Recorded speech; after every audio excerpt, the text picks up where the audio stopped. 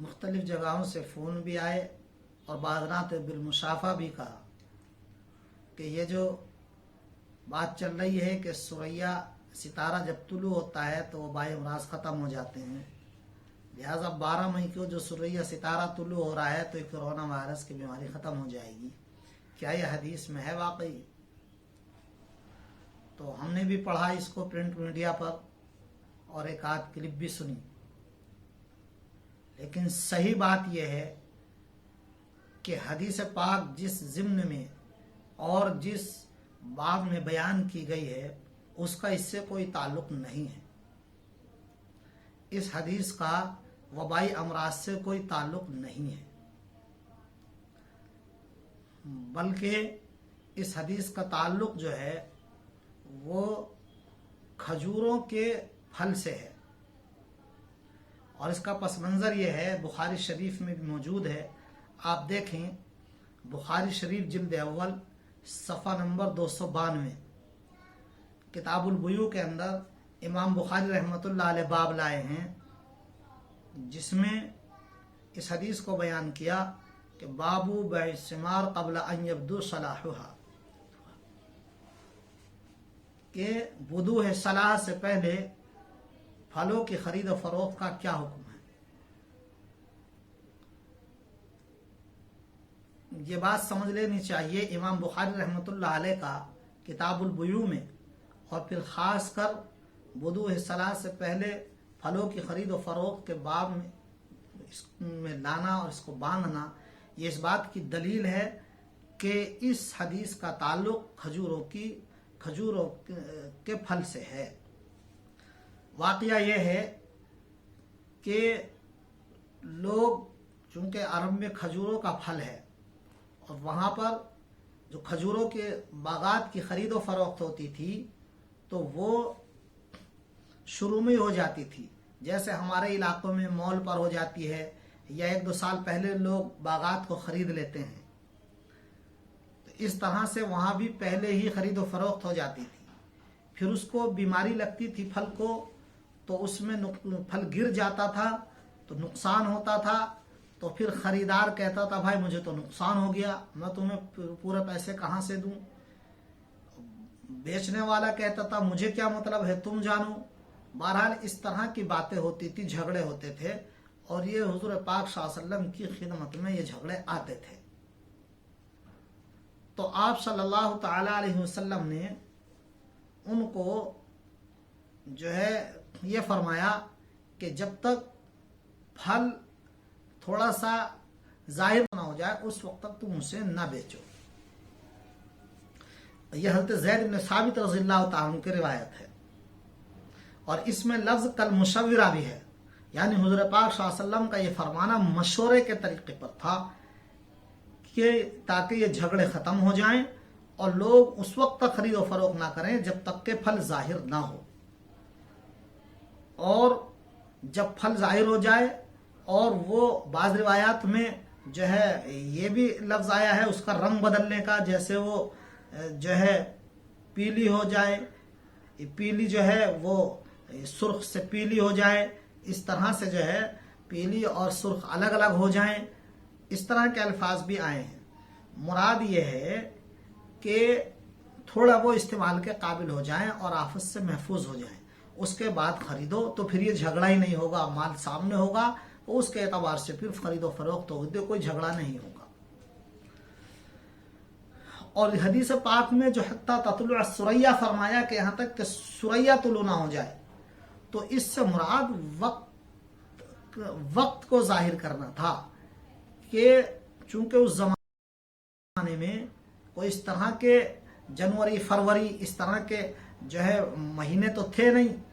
تو کہ صاحب مئی کے مہینے میں زیادہ گرمی ہوتی ہے، جون کے مہینے میں زیادہ گرمی ہوتی ہے، تو اس طرح سے تو معاملہ تھا نہیں، بلکہ وہ ستاروں سے اوقات کا معاملہ تھا، اوقات اور گھڑیوں کا معاملہ اندازہ جو کرتے تھے وہ ستاروں سے کرتے تھے۔ ثریا بھی ان 7 ستاروں میں سے ایک ہے جو ایک ساتھ ہوتے ہیں، ہم نے بھی اپنے بچپن میں دیکھا ہے، تو عموماً 6 تارے وہ ایک ساتھ نظر آتے ہیں اور ایک تارہ نظر نہیں آتا،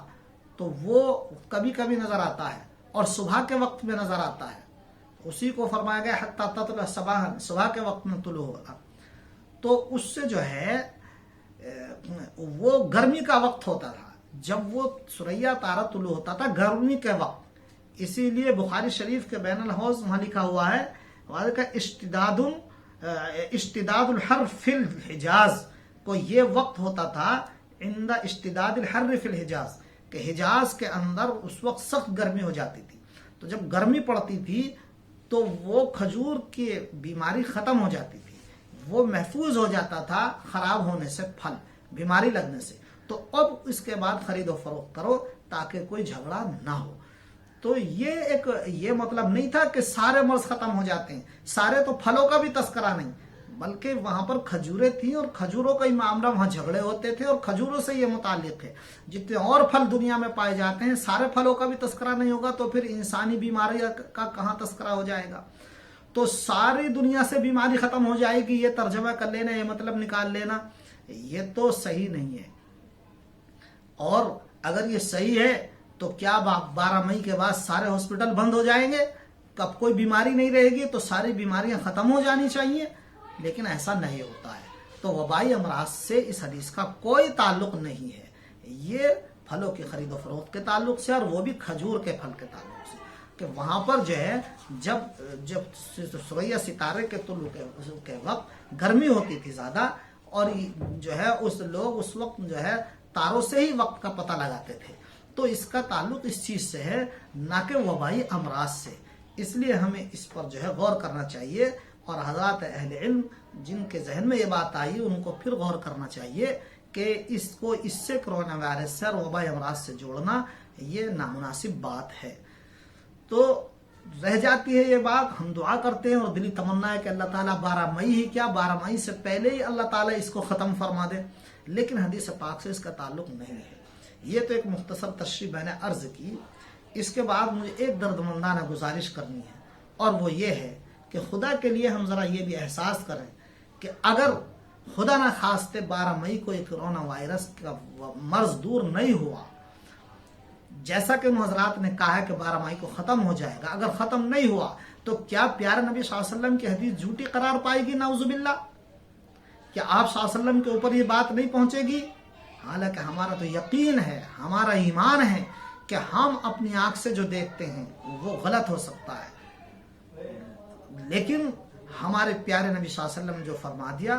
وہ پتھر نہیں، لوہے کی لکیر ہے، وہ بالکل اظہر من الشمس ہے، سورج سے، دوپہر کے چڑھتے ہوئے سورج سے زیادہ یقینی ہے. اس میں تو سچائی ہی سچائی ہے 101%، کبھی اس کے اندر جھول بھی نہیں ہو سکتا تیز آئے کہ کس بو. تو ہم اس طرح کی بات بیان کرنے سے پہلے ذرا سوچیں کہ ہم جلد بازی میں کہیں ایسا تو نہیں کر رہے اس حدیث کو منظر عام پہ لا کے اور اس کا مطلب یہ بیان کر کے کہ کہیں حضور پاک صلی اللہ علیہ وسلم کے اوپر تو کوئی بات نہیں آئے گی. اس لیے خدا را اس طرح کی بات نہ کریں.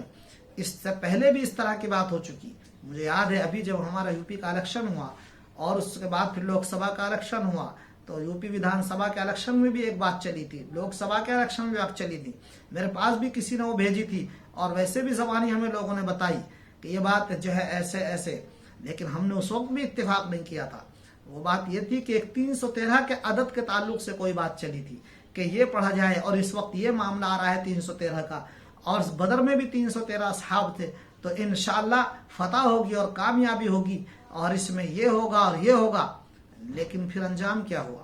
ہم نے اس وقت کوئی ٹچ نہیں کیا تھا، خاموشی اختیار کی تھی اور یہی کہا تھا کہ خدا کے لیے ایسا نہ کہو، کہ ایسا نہ ہو کہ حالات دوسرے ہو جائیں اور پھر تم اس کا کیا جواب دو گے. لیکن افسوس یہ ہے کہ ہم اس کو سمجھتے نہیں ہیں اور جلد بازی میں آ کر کے اور اس طرح کی چیزیں ہم ڈال دیتے ہیں، شوق میں عمل کچھ نہیں کرتے. یاد رکھ لیجئے اصحاب بدرین کی سنت اور ان کے طریقے اور صحابہ کرام صلی اللہ اجمعین کے طریقے پہ عمل کیے بغیر، پیارے نبی صلی اللہ علیہ وسلم کے طریقے پر عمل کیے بغیر صرف کہنے سے کچھ نہیں ہوگا، کرنے سے ہوگا. وانتم الاعلون ان کنتم مؤمنین میں اعلون کی، انتم اعلون اور غالب ہونے کی شرط ہے ان کنتم مؤمنین. تو اس لیے جس میں عمل بھی داخل ہے ایمان رکھنے کے ساتھ، تو اس لیے ہم اس بات کا خیال رکھیں. تو جیسے اس وقت شرمندگی اٹھانی پڑی، ایسے ہی جو ہے وہ کہیں ہمیں اب بھی شرمندگی نہ اٹھانی پڑ جائے اس طرح کی بات کہہ کر کے. اس لیے مجھے تو بہت ڈر لگتا ہے اور احساس ہوتا ہے دل کے اندر یہ بات کئی بار گھومی بھی، خدا نہ خواستہ پہلے کی طرح اگر ایسا ہو تو کیا ہوگا. اور رہی یہ بات کہ اگر واقعی ختم بھی ہو گئی تو ہم جب بھی کہیں گے کہ یہ اللہ کے فضل سے ختم ہوئی اور پیارے نبی صلی اللہ تعالیٰ علیہ وسلم کی برکت سے ختم ہوئی، اللہ نے اپنے پیارے نبی کی امت پر آپ کے صدقے میں رحم فرمایا، لیکن ہم پھر بھی اس کا تعلق حدیث سے نہیں جوڑ سکتے، اس لیے کہ یہ حدیث پاک اس بارے میں ہے ہی نہیں۔ امام بخاری رحمۃ اللہ علیہ کا اس باب میں لانا اور دوسرے محدثین کا مشکات دیکھو اور دیکھو اسی باب میں یہ محدثین لائے ہیں، اس بات کی دلیل ہے کہ اس کا تعلق کھجور کے پھلوں سے ہے، نہ کہ وبائی امراض سے۔ اس لیے اللہ کے واسطے ان چیزوں کو ہم زیادہ نہ چلائیں، اس طرح کی باتیں ہم نہ کریں۔ ہمارے بڑے علماء نے بھی اس کا بہرحال رد کر دیا ہے اور اس کا جواب دے دیا ہے۔ ہم جیسے کم علموں کو بہرحال اس میں زیادہ کچھ کہنے کی ضرورت نہیں ہے۔ اللہ تعالیٰ سے دعا ہے کہ اللہ تعالیٰ مجھے بھی سب کو صحیح بات کہنے کی، سمجھنے کی اور اس پر عمل کی توفیق عطا فرمائے۔ آمین۔ وآخر دعوانا ان الحمد للہ رب العالمین۔